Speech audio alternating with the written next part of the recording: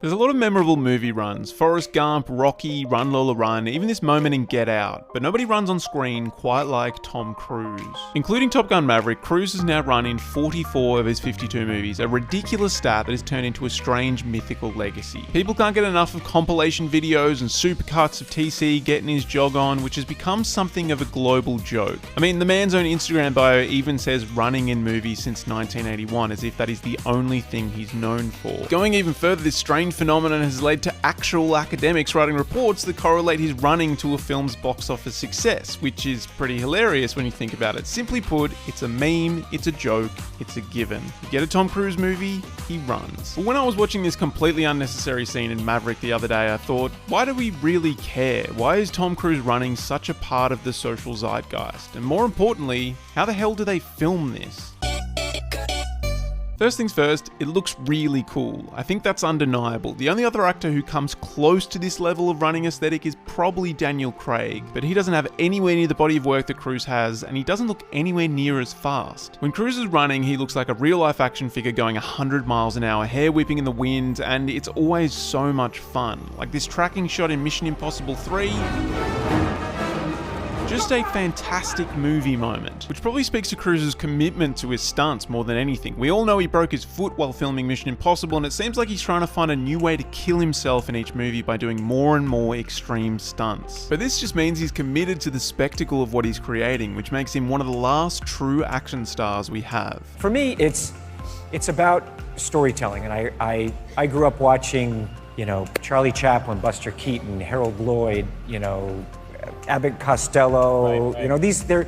They're kind of work that they did, the classics, and they made me laugh and they had tension. So these things that I want to really build stories around it. That's why I started producing Mission Impossible. And I know that very few other actors have the juice in Hollywood to make the demands he does, so it's not entirely fair to compare him to younger actors. Like, no one else would be able to demand that they film an entire movie in airborne F-18s. But then again, who else is going to voluntarily learn to fly a fighter jet, or hang off a plane, or break their foot and still finish the take?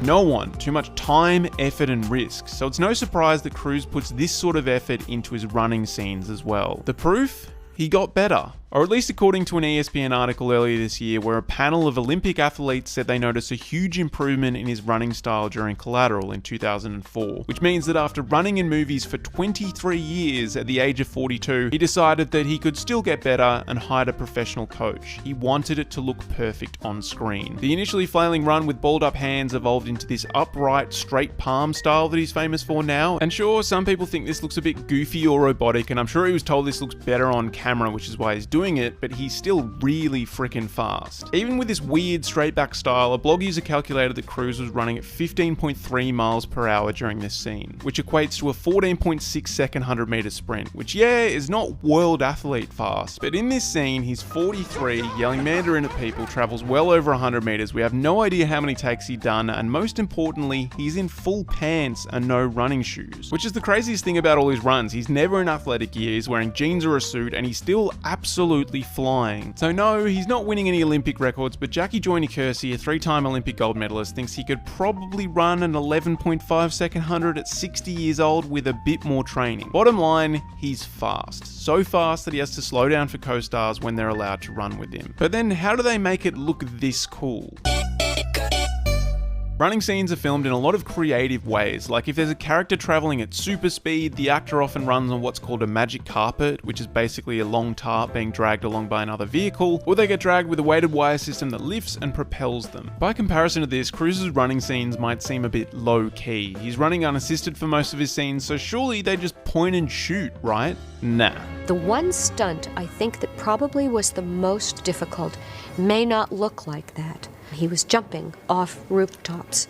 Now these were tile roofs. It required incredible grace, precision, coordination, and footwork.